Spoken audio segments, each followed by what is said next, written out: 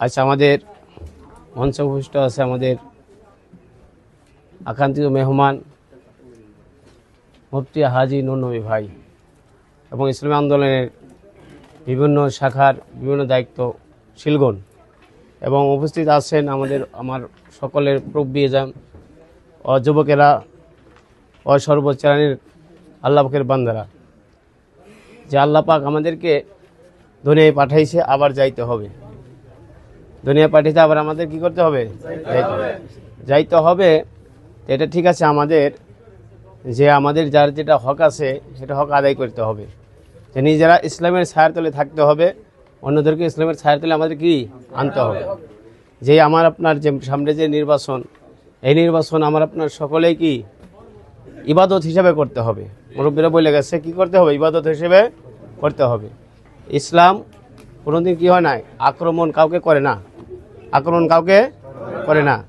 যখন আক্রান্ত করতে তখন কি রোধ করতে হয়, ফিরাইতে হয় নাকি? কোন আপনাকে যদি একজন মারতে আসে তাকে ফিরাইতে হবে কিভাবে? আদবের সাথে।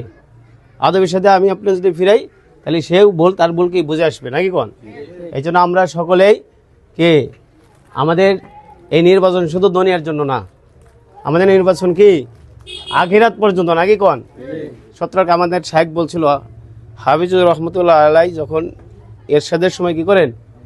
নির্বাচন করেন। আমরা সকলেই জানার কথা আমরা একটু আলোচনা করি। তখন হুজুরকে বলছিল যে, ইরশাদ বলছিল, মৌলভী নির্বাচন দিন দেখা যাবে না কেরা কয় ভোট পায়, এরকম একটা টিকটিক কথা বলছিল। আপনি এদেরকে টিকটিক কথা বলেন অনেকেই, এরকম বলছিল।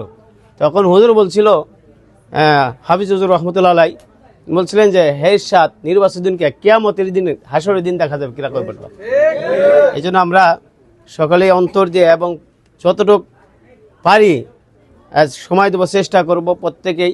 আর সময় নেই আমাদের, আর কি সময় আছে? অল্প কয়েকদিন। প্রত্যেকটা ঘরে ঘরে প্রত্যেকটা যে আমাদের ভোটার আছে, আমরা যেন ভোট চাইতে পারি এবং বুঝে শুনে যেভাবে আমরা ভোটটা আনতে পারি। আমাদের নেতা যে আশা করছেন, সেই আশা যেন আমরা কি চৌহালি থেকে এবং নেতপুর থেকে, বেলকুচি থেকে আমরা যেন আমাদের নেতাকে উপহার দিতে পারি নাকি? কোন এই আমার শেষ কথা বলে আমি আমার বক্তব্য শেষ করেছি। আসসালামু আলাইকুম।